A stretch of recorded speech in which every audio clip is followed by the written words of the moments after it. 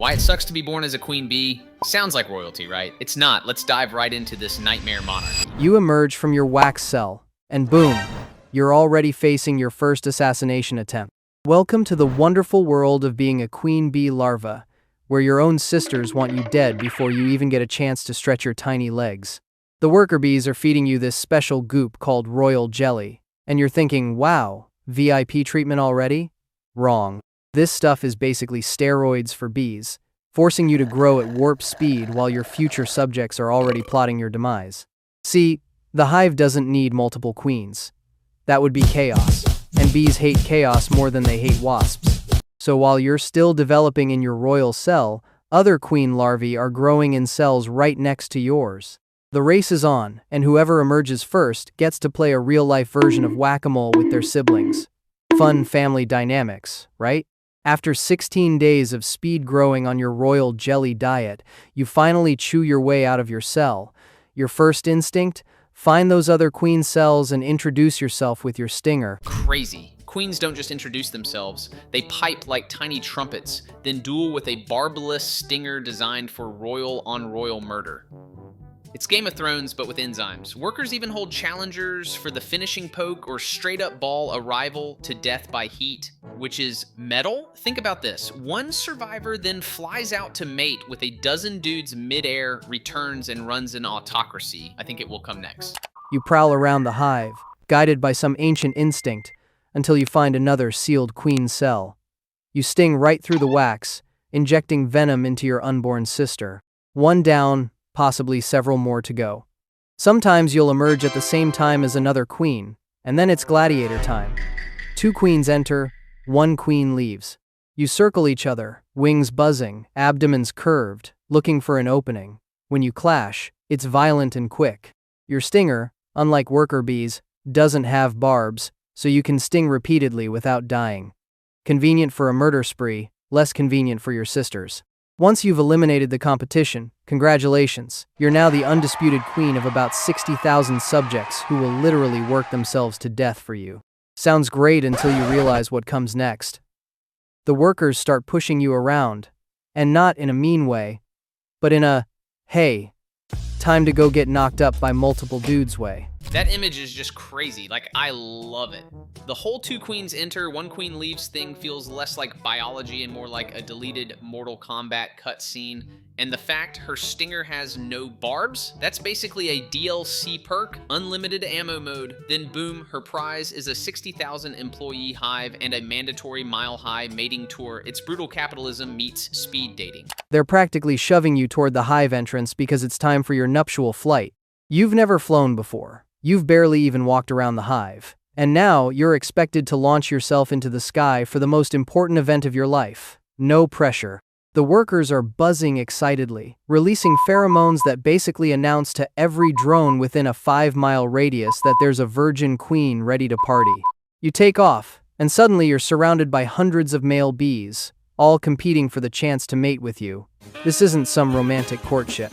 This is a high-altitude chase scene where the fastest, strongest drones get to pass on their genes. Here's where it gets weird. When a drone successfully mates with you, his reproductive organs literally explode and break off inside you. He falls to the ground, dead, with his guts hanging out. And you? You just keep flying, looking for the next suitor.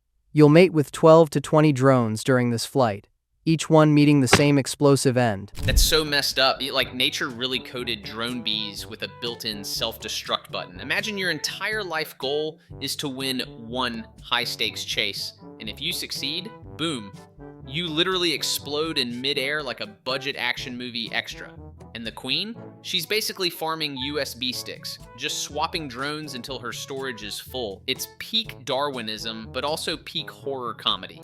By the time you return to the hive, you're carrying enough sperm to last your entire lifetime. We're talking millions of sperm stored in a special organ called the spermatheca. You'll never mate again, so this one flight better count. Back at the hive, your subjects are waiting. The workers immediately start tending to you, feeding you, grooming you, and most importantly, preparing you for your new career as an egg-laying machine. Within days, you start your real job, pumping out eggs like a biological factory. We're talking up to 2,000 eggs per day during peak season. That's more than your own body weight in eggs every single day. Your abdomen swells to grotesque proportions. You can barely move. The workers have to push you from cell to cell as you mechanically deposit egg after egg after egg. Your entire existence revolves around reproduction. The workers feed you constantly, processing pollen and nectar into special secretions just for you. They even digest your food for you because apparently chewing is too much effort when you're busy being a 24/7 egg dispenser. You don't get coffee breaks. You don't get weekends. You just lay eggs, eat pre-digested food, and occasionally release some pheromones to keep everyone in line. Speaking of pheromones, that's basically your only form of communication and control. You're pumping out chemical signals that tell the workers what to do, when to do it, and how to feel about it. Your queen mandibular pheromone keeps the workers sterile and devoted. Without it, they'd start laying their own eggs, and the whole social structure would collapse faster than a house of cards in a hurricane. So yeah, congratulations. You're now basically the hive's overworked 3D printer, pumping out 2,000 eggs a day while being spoon-fed bee mush like some royal toddler. The pheromone mind control part is wild, though, like an invisible Wi-Fi signal keeping 60,000 workers in check. Fun fact, a single queen can pump out over 1 million eggs in her lifetime. That's not a career, that's a one-insect maternity ward with 0 days off. But here's the catch. You're not really ruling anything. You're more of a prisoner than a monarch. The workers decide everything. They choose which cells you'll lay eggs in. They determine when the hive needs new queens. They even decide when you're too old and need to be replaced.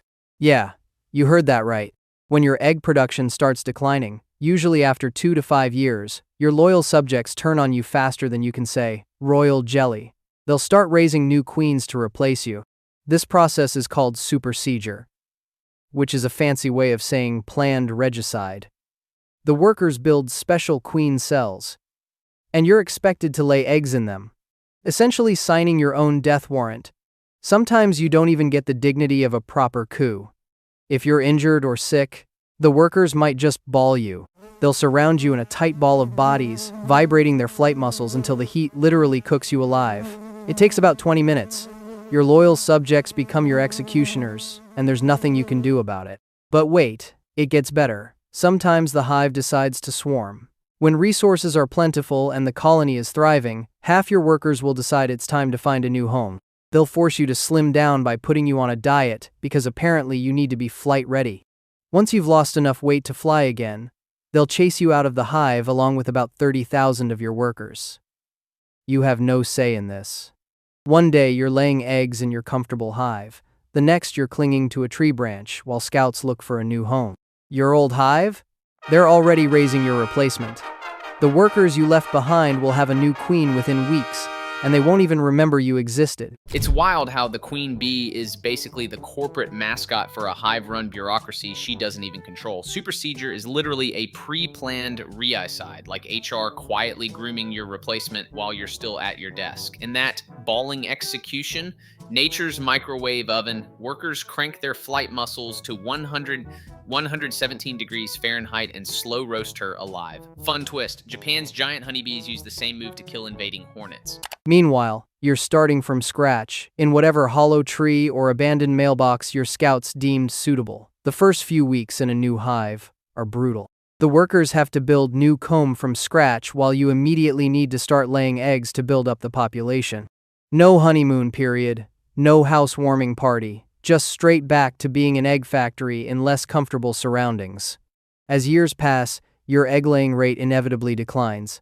You might notice the workers aren't as attentive. They're not feeding you as much. They're not responding to your pheromones as quickly. Some are even starting to develop their own ovaries, a sure sign that your chemical control is weakening. You're still pumping out eggs, but maybe only a few hundred a day instead of thousands. The workers start giving you side-eye, whispering in their waggle dances about your performance metrics. Then, one day, you notice new queen cells being built. Not emergency cells for swarming, but supersedure cells right in the middle of the brood nest. The workers are feeding royal jelly to new larvae, your replacements. You could try to destroy these cells, and sometimes queens do, but the workers will just build more. They've made their decision. This is straight up corporate downsizing in B form. Your metrics are down, your pheromone Wi-Fi signal is lagging, and suddenly everyone's gossiping in waggle dance Slack about succession plans. Queens trying to rip open rival cells feels like the office manager shredding resumes of younger candidates, but the workers just keep printing more. It's savage. Once loyalty fades, you're not a monarch, you're a liability, and in hive politics, liabilities get replaced, not retrained. Your reign is coming to an end. You continue laying eggs, pretending nothing's wrong, while your executioners grow stronger in their cells. When the new queens emerge, you might think there'd be an epic showdown. Sometimes there is, but more often, the workers simply stop feeding you. They ignore your pheromones. They might even start dragging you toward the entrance. You're too weak to fight back, too heavy to fly away. The new queen emerges, young and vigorous, pumping out fresh pheromones that make the workers forget you ever existed. If you're lucky, you'll just waste away in a corner of the hive. If you're unlucky, the new queen will find you and finish the job herself. And just when you're taking your last breath, surrounded by the workers who once served you so devotedly, you hear the new queen already starting her egg-laying routine. The cycle continues. Long live the queen, until she doesn't. Your entire life was spent as a reproductive appliance, and your reward? Being disposed of like a broken printer when you can't keep up with the output quota? Next time someone calls you queen bee as a compliment, maybe remind them that actual queen bees are prisoners in their own castle, egg-laying slaves who get murdered by their own children. Suddenly being employee of the month doesn't sound so bad.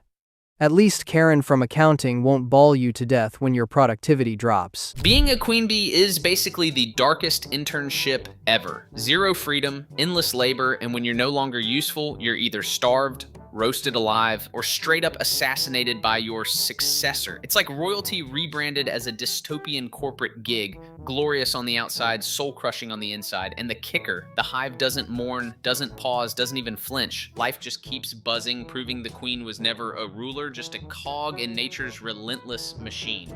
YU did an amazing job with this video. The link is in the description. Next time we're diving into something just as wild, just as unexpected. Stay nerdy.